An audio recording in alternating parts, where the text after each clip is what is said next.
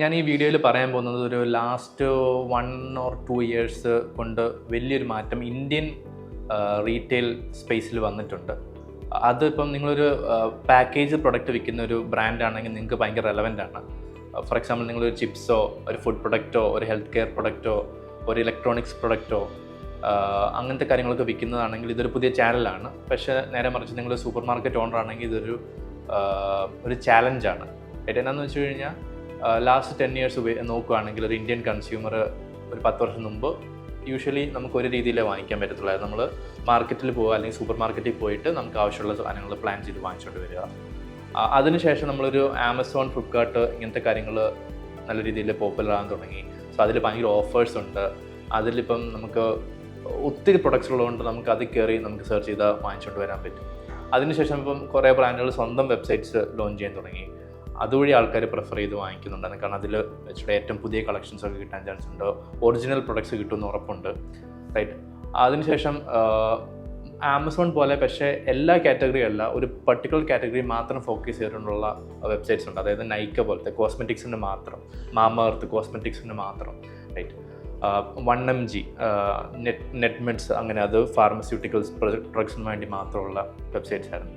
അങ്ങനത്തെ പ്രൊഡക്ട്സും അതായത് അങ്ങനത്തെ വെബ്സൈറ്റ്സും വരാൻ തുടങ്ങി. അതിലും കൂടെ ആൾക്കാർ വാങ്ങിക്കാൻ തുടങ്ങി, റൈറ്റ്. അതിനുശേഷം പിന്നെ ഒരു ട്രെൻഡായിരുന്നു മോഡേൺ ട്രേഡ് എന്ന് പറയും. അതായത് ഇപ്പം ലുലു, മോർ, റിലയൻസ്, ഡിമാർട്ട്, നെസ്റ്റോ ഇങ്ങനത്തെ ബ്രാൻഡഡ് ആയിട്ടുള്ള മൾട്ടിപ്പിൾ ചെയിൻസ് ഉള്ള ഔട്ട്ലെറ്റ്സ് വരാൻ തുടങ്ങി. അപ്പം അതിൻ്റെ ഇച്ചിരി കളക്ഷൻസ് ഉണ്ട്, നല്ല ഷോപ്പിംഗ് എക്സ്പീരിയൻസ് ആൾക്കാർക്ക് കിട്ടും, ആൾക്കാർ അവിടെ പോയി വാങ്ങിക്കുന്നൊരു ട്രെൻഡും ഉണ്ടായിരുന്നു. ഇതിൻ്റെ ഇടയ്ക്ക് ഒരു ലാസ്റ്റ് 2 ഇയേഴ്സിൽ ഒരു വലിയൊരു ചേഞ്ച് വരാൻ തുടങ്ങി. ലൈക്ക് ബാംഗ്ലൂരിലും മുംബൈയിലൊക്കെയാണ് ആദ്യമായിട്ട് തുടങ്ങിയത്. എന്തെങ്കിലും ഓർഡർ ചെയ്താൽ 10 മിനിറ്റ്സ് കൊണ്ട് നിങ്ങൾക്ക് വീട്ടിൽ കൊണ്ടുത്തരും, റൈറ്റ്. അങ്ങനത്തെ ഒരു മോഡ് ഓഫ് ബിസിനസ് തുടങ്ങി.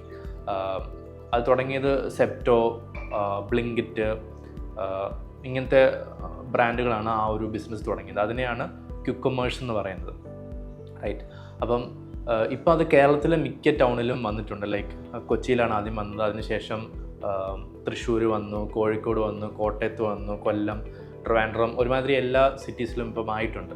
സോ ബേസിക്കലി ഇത്രയേ ഉള്ളൂ. നമുക്കിപ്പോൾ ഓഫീസിൽ ഇരിക്കുവാണ്, നമുക്കൊരു അത്യാവശ്യമായിട്ട് വീട്ടിലോട്ട് ഒരു കാര്യം വാങ്ങിക്കണമെന്ന് തോന്നി, നമ്മൾ ഓഫീസിൽ ഇരുന്ന് തന്നെ ഓർഡർ ചെയ്താൽ വിത്തിൻ 10 മിനിറ്റ്സ്, വിത്തിൻ 15 മിനിറ്റ്സ് നമുക്ക് പ്രൊഡക്റ്റ് കിട്ടും. സോ അപ്പോൾ ഒരിക്കലും നമ്മൾ ഓഫീസിൽ നിന്ന് ഇറങ്ങിപ്പോയി നമ്മൾ പെട്രോൾ മുടക്കി അവിടെ പോയി പാർക്ക് ചെയ്യാൻ സൗകര്യമില്ലായിരിക്കും. ഒരു കടയിൽ പോയി അതിൻ്റെ ക്യൂ നിൽക്കണം, കറക്റ്റ് പ്രൊഡക്റ്റ് കണ്ടുപിടിക്കണം, അല്ലേ. നമുക്കിപ്പോൾ ഒരു 10 പ്രൊഡക്റ്റ് ഉണ്ടെങ്കിൽ നമ്മൾ തിരഞ്ഞെടുത്ത് കണ്ടുപിടിക്കാൻ തന്നെ കുറേ സമയം എടുക്കും. അതിൻ്റെ ബില്ലിങ്ങിന് ക്യൂ നിൽക്കണം. ഇതെല്ലാം മാറ്റിയിട്ട് ജസ്റ്റ് മൊബൈലിൽ നമ്മൾ ടൈപ്പ് ചെയ്ത് കൊടുക്കുന്നു, ആഡ് ടു കാർട്ട് അടിക്കുന്നു, പേ ചെയ്യുന്നു, 10 മിനിറ്റ്സിൽ സാധനം ഇങ്ങോട്ട് കൊണ്ടെത്തുന്നു, റൈറ്റ്. ഇങ്ങനത്തെ ഒരു കൺവീനിയൻസ് വന്നപ്പോൾ അത് ഭയങ്കരമായിട്ട് അഡാപ്റ്റ് ചെയ്യാൻ തുടങ്ങി ഇന്ത്യൻ പോപ്പുലേഷൻ, റൈറ്റ്. ലാസ്റ്റ് ഇയറിൽ ഏകദേശം 20 മില്യൺ ഓർഡേഴ്സാണ്, കസ്റ്റമേഴ്സാണ് ക്വിക്ക് കൊമേഴ്സ് ഉപയോഗിച്ചെന്നാണ് ഡാറ്റ വരുന്നത്. സോ അപ്പോൾ അതൊരു ഡിസ്ട്രപ്ഷനാണ്, റൈറ്റ്. അപ്പോൾ ഇതിലെ മേജർ പ്ലെയേഴ്സ് എന്ന് വെച്ച് കഴിഞ്ഞാൽ ബ്ലിങ്കിറ്റ് സൊമാറ്റോയുടെയാണ്, ഇൻസ്റ്റാമാർട്ട് സ്വിഗ്ഗിയുടെയാണ്, പിന്നെ സെപ്റ്റോ എപ്പോഴും സ്റ്റാൻഡ് അലോൺ ആയിട്ടുള്ള ഒരു ബ്രാൻഡാണ്. അപ്പോൾ ഇതിലെ market leader in terms of number of orders നോക്കുകയാണെങ്കിൽ ബ്ലിങ്കിറ്റ് ആണ് first, then second Instamart, then third Zepto, right. അപ്പം എല്ലാ പ്രൊഡക്ട്സും ഇതിൽ ലിസ്റ്റ് ചെയ്യാൻ പറ്റുമോ എന്ന് ചോദിച്ചു കഴിഞ്ഞാൽ പാടാണ്. അതിന് മുമ്പായിട്ട് ഇപ്പം ഇതിൻ്റെ ഡിമാൻഡ് ഭയങ്കര കൂടുതലായതുകൊണ്ട് ഈ പ്ലാറ്റ്ഫോമുകളിൽ നമുക്ക് ഇപ്പം എനിക്കൊരു പ്രൊഡക്റ്റ് ഉണ്ടെങ്കിൽ ജസ്റ്റ് കൊണ്ട് ലിസ്റ്റ് ചെയ്യാൻ പറ്റത്തില്ല. ആമസോണിലൊക്കെ ആണെങ്കിൽ ആർക്ക് വേണമെങ്കിലും ഓൾമോസ്റ്റ് സെൽഫ് സെർവ് പോലെ നമുക്ക് ലിസ്റ്റ് ചെയ്യാൻ പറ്റും, റൈറ്റ്. പക്ഷേ ഇവിടുത്തെ പ്ലാറ്റ്ഫോമിൽ നമുക്കൊരു പ്രൊഡക്റ്റ് ഉണ്ടെങ്കിൽ ജസ്റ്റ് അത് ലിസ്റ്റ് ചെയ്തിടാൻ പറ്റത്തില്ല. അതിനൊരു അപ്രൂവൽ പ്രോസസ്സുണ്ട്. ഇപ്പം ബ്രാൻഡുകൾ അതിനുവേണ്ടി ക്യൂ നിൽക്കുവാണ്, റൈറ്റ്, ഈ ഓരോ പ്ലാറ്റ്ഫോമിൽ കയറാൻ വേണ്ടി, റൈറ്റ്. അപ്പം നമുക്ക് കയറണമെങ്കിൽ നമുക്ക് അവിടെ ആരെങ്കിലും കോൺടാക്റ്റ് വേണം. അവർ ചിലപ്പോൾ ഒരു ഫീസ് പറയും, ലിസ്റ്റിംഗ് ഫീസൊക്കെ പറയും, എത്ര കമ്മിറ്റ്മെൻറ്റ്സ് വേണമെന്നൊക്കെ പറയും, റൈറ്റ്. അപ്പോൾ അതൊക്കെ പാലിക്കാൻ പറ്റുന്ന ബ്രാൻഡുകളെ മാത്രമേ അവർ എടുക്കത്തുള്ളൂ. കാരണം എന്ന് വെച്ച് കഴിഞ്ഞാൽ ഈ സ്റ്റാർട്ടപ്പ്സൊക്കെ ഇപ്പോഴും ചെറിയ സ്റ്റാർട്ടപ്പ്സാണ്. കാരണം 2 വർഷമൊക്കെ ആയിട്ടുള്ളൂ ഇത് തുടങ്ങിയിട്ട്. അത്രയും ഓപ്പറേഷണൽ എഫിഷ്യൻസി ഇവർക്കുള്ളൂ. പക്ഷേ കസ്റ്റമേഴ്സ് ഇത്രയും കൂടുതലുള്ളതുകൊണ്ട് എല്ലാ ബ്രാൻഡുകൾക്കും ഇപ്പം ഇവരുടെ ആപ്പിൽ ലിസ്റ്റ് ആകണം. കാരണം ഫോർ എക്സാമ്പിൾ ഇപ്പം ഞാനൊരു ഹെയർ ഓയിൽ വിൽക്കുന്നൊരു ബ്രാൻഡാണ്. അപ്പം ഒരു 25 ഇയർ ഓൾഡ് ആയിട്ടുള്ള ഒരാൾ, കൊച്ചിയിലുള്ള ഒരാളിപ്പം ഉറപ്പായിട്ടും ക്വിക്ക് കൊമേഴ്സ് മാത്രം ഉപയോഗിക്കുന്നവരുണ്ടായിരിക്കും, റൈറ്റ്. ഇപ്പം ഇൻസ്റ്റാമാർട്ട് മാത്രം ഉപയോഗിക്കുന്നവരുണ്ടായിരിക്കും. അപ്പം അയാൾ ഹെയർ ഓയിൽ അടിച്ചു കഴിയുമ്പം ഇൻസ്റ്റാമാർട്ടിൽ ആ പ്രൊഡക്റ്റ് ഇല്ലെങ്കിൽ അത് ഓപ്പർച്യൂണിറ്റി പോയി. ലൈക്ക് നമ്മുടെ കടകളിലെല്ലാം കാണുമായിരിക്കും, പക്ഷേ ഇൻസ്റ്റാമാർട്ടിൽ ഇല്ലെങ്കിൽ വേറൊരു കോമ്പീറ്റിംഗ് ബ്രാൻഡാണ് ഉണ്ടെങ്കിൽ ആ ബ്രാൻഡിലോട്ടായിരിക്കും ആൾക്കാർ പോകുന്നത്. സോ ഇപ്പോഴത്തെ ഫൈറ്റ് എന്ന് വെച്ചാൽ ഇങ്ങനത്തെ പ്രൊഡക്റ്റ് ലിസ്റ്റ് ചെയ്യപ്പെടുക എന്നുള്ളൊരു ചാലഞ്ചാണ് എല്ലാവരും ഫേസ് ചെയ്യുന്നത്. അതിന് ഇവരുടെ ഡയറക്റ്റ് ഇൻറ്റേർണലായിട്ട് കോൺടാക്ട് ചെയ്ത് അവർക്ക് പ്രൂവ് ചെയ്താലേ ഉള്ളൂ അവർ കയറ്റത്തുള്ളൂ. അപ്പം ഇതിന് പറ്റിയ പ്രൊഡക്ട്സ് എന്ന് വെച്ചാൽ യൂഷ്വലി ഒരു ലെസ് ദാൻ 2000 rupees ഉള്ള ഈസിലി ഇപ്പോൾ ഒരു ബൈക്കിൽ ഒരാൾക്ക് കൊണ്ടുവരാൻ പറ്റുന്നൊരു ഐറ്റം ആയിരിക്കണം. ലൈക്ക് പെട്ടെന്ന് പെറിഷ് ചെയ്യാൻ പറ്റാത്തൊരു ഐറ്റം. ഇങ്ങനത്തെ ഐറ്റങ്ങളൊക്കെയാണ് ഇതിൽ നല്ല രീതിയിൽ പോകുന്ന category. Food, packaged food, FMCG products, cosmetics, pet care products, ചെറിയ ഇലക്ട്രോണിക്സ്, ഇങ്ങനത്തെ കാര്യങ്ങളൊക്കെയാണ് ഇതിൽ ഏറ്റവും നല്ല രീതിയിൽ മൂവ് ചെയ്യുന്നത്, റൈറ്റ്?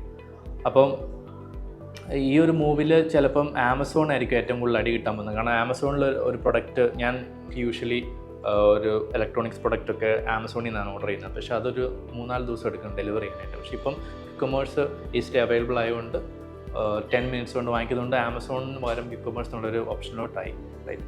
സോ അപ്പം ആമസോണിൽ നല്ല രീതിയിൽ സെല്ലാകുന്ന പ്രൊഡക്ട്സിന് ഇതിനൊരു ചാലഞ്ച് ആയിരിക്കും. അവർ പെട്ടെന്ന് ക്വിക്ക് അഡാപ്റ്റ് ചെയ്യേണ്ടി വരും. പക്ഷേ എന്നാലും ഐ ബിലീവ് ദാറ്റ് ആമസോണിന് ഒരു സ്പേസ് കാണും. അവരും ക്വിക്ക് ആയിട്ട് വരുന്നുണ്ട് എന്നുള്ള ന്യൂസ് കേൾക്കുന്നുണ്ട്. ഫ്ലിപ്കാർട്ട് ഓൾറെഡി വന്നു, 10 minutes എന്ന് പറഞ്ഞ്. സോ ഈ ഒരു ലാൻഡ്സ്കേപ്പിൽ സ്ട്രാറ്റജിക്കലി നമ്മുടെ പ്രൊഡക്റ്റ്, എല്ലാ പ്രൊഡക്റ്റും ഇപ്പം നമുക്കൊരു 1000 അല്ലെങ്കിൽ 100 പ്രൊഡക്ട്സ് ഉണ്ടെങ്കിൽ എല്ലാം നമുക്ക് ലിസ്റ്റ് ചെയ്യാൻ നോക്കരുത്. അതിൽ ഏറ്റവും വിന്നിങ് ആയിട്ടുള്ള 2 or 3 പ്രൊഡക്ട്സ് മാത്രം ലിസ്റ്റ് ചെയ്താൽ മതി ഇതിൽ. പിന്നെ ആൾക്കാർ ഇപ്പം സെർച്ച്, ആമസോണിൽ സെർച്ച് ഒപ്റ്റിമൈസേഷൻ ഭയങ്കര ഇമ്പോർട്ടൻ്റ് ആണ്. ഇതിന് അതിൻ്റെ അത്രയും ഇമ്പോർട്ടൻസ് ഇല്ല. നമ്മുടെ സ്വന്തം വെബ്സൈറ്റ് ഷോപ്പിഫൈ വഴി വിൽക്കുന്നവരാണെങ്കിൽ മെറ്റാ ആഡ്സ് റൺ ചെയ്ത് വേണം വിൽക്കാനായിട്ട്. അതിൻ്റെ ഒരു ഓപ്ഷൻ ഇതിൻ്റെ തന്നെ ആഡ് റൺ ചെയ്യുന്ന ചെറിയൊരു ഓപ്ഷനേ ഉള്ളൂ. സോ അപ്പോൾ അങ്ങനെ ഒത്തിരി ഗെയിം ചേഞ്ചിങ് എലമെൻറ്റ്സ് ഉണ്ട്. സോ ഇതായിരുന്നു ഈ ഒരു വീഡിയോയിലെ context. If you are not like ഇതിലായിട്ടും അവെയർ ആകാത്ത ഒത്തിരി ബ്രാൻഡ് മാനേജേഴ്സൊക്കെ ഉണ്ട്. പക്ഷേ അവെയർ അല്ലെങ്കിൽ you are falling behind. So എത്രയും പെട്ടെന്ന് ഇത് എക്സ്പ്ലോർ ചെയ്ത് ഇതിൽ കയറാൻ ശ്രമിക്കുക. For more videos subscribe and will see you in the next video.